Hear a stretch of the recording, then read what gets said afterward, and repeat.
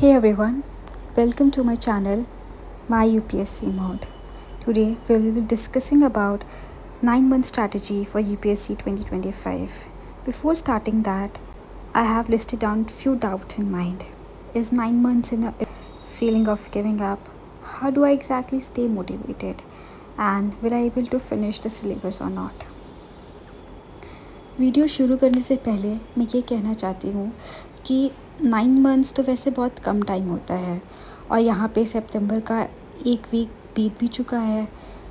बहुत सारे लोगों ने तो गिव अप भी कर दिया है। बहुत सारे लोग तो अभी ये भी सोच रहे होंगे कि ये टाइम तो चला गया है, अब 2026 को टारगेट करते हैं। आई नो हमारे पास सिर्फ अभी 9 मंथ्स ही है और ऐसा यूजुअली मानते हैं कि कंप्लीट यूपीएससी की प्रिपरेशन के लिए हमें एग्जैक्टली एटलीस्ट 1 साल तो चाहिए होता है। पर ये 9 मंथ्स भी कम नहीं है, ये भी बहुत है। And you all have to trust me that अगर हम अच्छे से प्रिपेयर करें, अगर हम अभी भी कोशिश करें तो हम अभी भी निकाल सकते हैं ये एग्ज़ाम, हम अभी भी क्रैक कर सकते हैं। ये वीडियो मैंने उन्हीं लोगों के लिए बनाई है जो इस परीक्षा को लेकर के सीरियस हैं और बस तैयारी में थोड़ी सी उलझन है। तो फिर ये वीडियो आप सबके लिए ही है। इस वीडियो के साथ बने रहे सो दैट मैं आपको बता सकूँ किस तरीके से आप अपनी तैयारी को अच्छी तरीके से कर सकते हैं और किस तरीके से आप अभी भी ये जान सकते हैं कि अभी भी आपके पास बहुत सारे चांसेस है इस एग्ज़ाम को क्रैक करने के लिए। और मुझे पूरा यकीन है ये वीडियो ख़त्म होते होते आपकी ये जो चारों डाउट्स हैं ये पूरे के पूरे क्लियर हो जाएंगे। तो चलिए शुरू करते हैं। Let's start.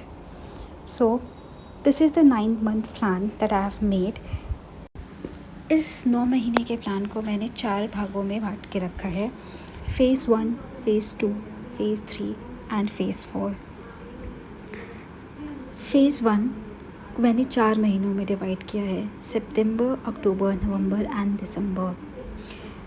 फ़ेज़ 1 में हम लोग हमारे जो जीएस के कोर सब्जेक्ट्स होते हैं जैसे कि हिस्ट्री, ज्योग्राफी, पॉलिटी और इकोनॉमिक्स, हम इसे ख़त्म करेंगे along with the optional subject.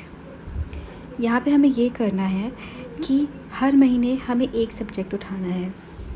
Example के लिए ज्योग्राफ़ी, मुझे ज्योग्राफ़ी पसंद है। मुझे लगता है कि ईज़िली मैं ज्योग्राफ़ी से शुरुआत कर सकती हूँ क्योंकि इस महीने में ऑलरेडी 1 हफ़्ता बीत चुका है। तो जो आपको इन चारों सब्जेक्ट्स में से थोड़ा सा ईज़ियर लगे उस सब्जेक्ट को उठाइए और सिर्फ एक सोर्स उठाइए और उस 1 महीने में सिर्फ एक सब्जेक्ट को ख़त्म करिए। फिर जब अगला महीने आएगा, सितंबर में आपने ज्योग्राफ़ी पढ़ा, अक्टूबर में फॉर एग्ज़ाम्पल आप पॉलिटी पढ़ते हैं, तो हफ्ते के 5 दिन आप पॉलिटी पढ़ेंगे और जो वीकेंड्स रहेगा सैटरडे संडे, उस पे आप रिवीजन करेंगे ज्योग्राफ़ी का। तो इस तरीके से आप प्रोसीड करेंगे। एंड फ़ेज़ 1 में बहुत ही इंटेंसिव होने वाला है क्योंकि इसमें आपको कोर सब्जेक्ट्स तो ख़त्म करने ही करने हैं, साथ ही में आपको अपना ऑप्शनल भी देखना है। यहाँ पे मैं ये मान के चल रही हूँ कि एटलीस्ट आपने अपना ऑप्शनल सब्जेक्ट तो चूज़ कर ही लिया होगा अभी तक में। तो आपको बस इतना करना है कि एटलीस्ट सबसे बेसिक मैं बोल रही हूँ कि एटलीस्ट आपको एक फ़र्स्ट रीडिंग तो अपने ऑप्शनल सब्जेक्ट की ले ही लेनी है। यूजुअली ऐसा कहा जाता है कि ऑप्शनल सब्जेक्ट को ख़त्म करने के लिए हमें 5 से 6 महीने लगते हैं, बट हमारे पास टाइम क्रंच है। उस वजह से हम इन 4 महीने में कोशिश करेंगे कि जितना ज़्यादा कवर अप हो सकता है, एक बेसिक रीडिंग ले लिए, एटलीस्ट 70% तो हम ख़त्म कर ही दें अपने ऑप्शनल को। ठीक है, तो फ़ेज़ 1 में हम ये करेंगे। अब आते हैं फ़ेज़ 2 की तरफ। फ़ेज़ 2 को मैंने थोड़ा सा आसान रखा है क्योंकि फ़ेज़ 1 ऑलरेडी बहुत ही इंटेंसिव हो गया है। फ़ेज़ 2 में 1 मंथ का है, जनवरी। इसमें हम लोग अपना सीसैट ख़त्म करेंगे। कंपैरेटिवली सीसैट का सब्जेक्ट 1 महीने में ख़त्म हो जाता है।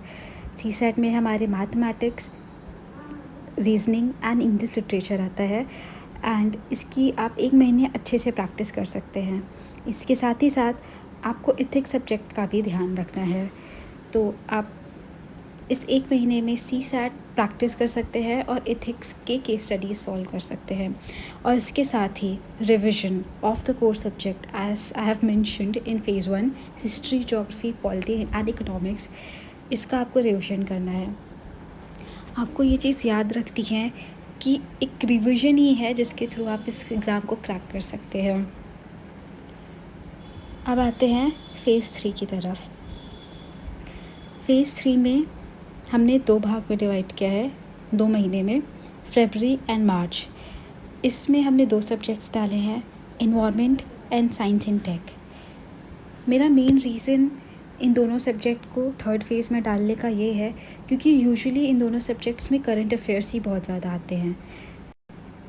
पहले इन सब्जेक्ट्स को पढ़ने का मतलब है नहीं क्योंकि बाद में आपको करंट अफेयर्स के लिए देखना ही पड़ेगा ये सब्जेक्ट, इसलिए आप पहले आप अपने कोर सब्जेक्ट्स को ख़त्म कर लीजिए और बाद में इन दोनों सब्जेक्ट्स पे आइए, सो दैट सब आराम से टाइम टू टाइम जो है। और उसके साथ ही आपको रिविज़न तो करते ही रहना है।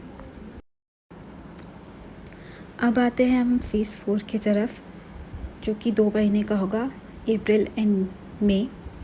तो इन 2 महीनों में आपको सब कुछ साइड रख देना है और आपको सिर्फ़ और सिर्फ प्रीलिम फ़ोकस होकर के तैयारी करनी है।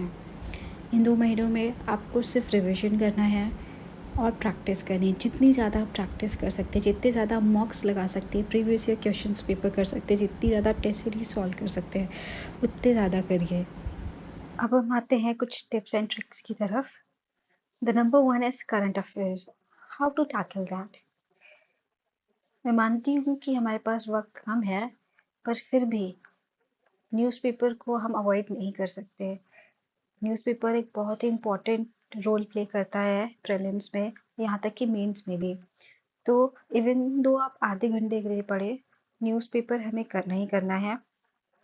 एंड उसके साथ किसी भी एक वेल नोन इंस्टीट्यूट की आप मंथली मैगज़ीन को चूज़ कर लीजिए और उसे पढ़िए। इतना एफ़र्ट आपको करंट अफ़ेयर्स के लिए लगाना पड़ेगा क्योंकि करंट अफ़ेयर्स इतना मेजर रोल प्ले करता है, तो आप इसे स्किप तो नहीं कर सकते हैं। The second important thing is stick to just one single source.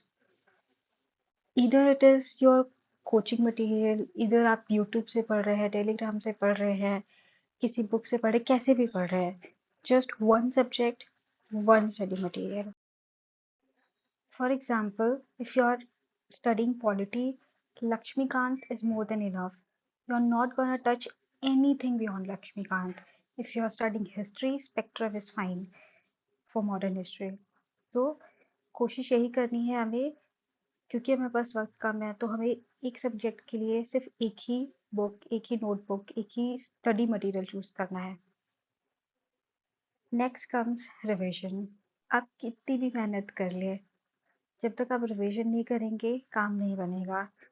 हम हमें जितना पढ़ना है उससे कहीं ज़्यादा हमें रिवाइज़ करना है। इसीलिए मैंने बोला है कि वीकेंड्स पे एटलीस्ट 2 डेज़ हमें हमारे रिविज़न के होने चाहिए। So revision is must. And the next point is give at least 10 hours a day. अगर आप एक सीरियस एस्पिरेंट हैं और आप सीरियसली इस एग्ज़ाम को क्रैक करना चाहते हैं 2025 में, तो आपको 10 आवर्स तो दिन के देने ही पड़ेंगे। इसका कोई भी ऑप सब्स्टिट्यूट नहीं है, आपको देना ही पड़ेगा दिन के 10 घंटे। And the last point is believe in yourself. बहुत बार ऐसा लगेगा कि अब नहीं हो रही पढ़ाई, हार मानना इज़ नॉट द ऑप्शन।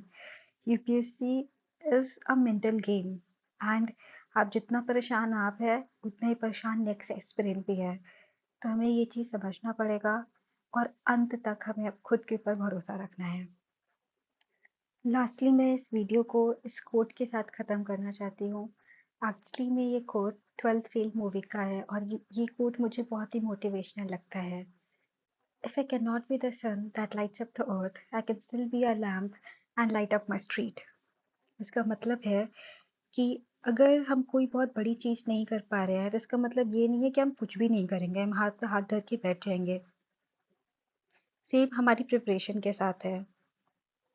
हो सकता है कि बाकी के स्टूडेंट्स हमसे आगे चल रहे हो या फिर हम अपनी प्रिपरेशन में थोड़ा बहुत लैग कर रहे हैं, बट इसका मतलब बिल्कुल भी नहीं है कि हम अपना होप लूज़ कर दें।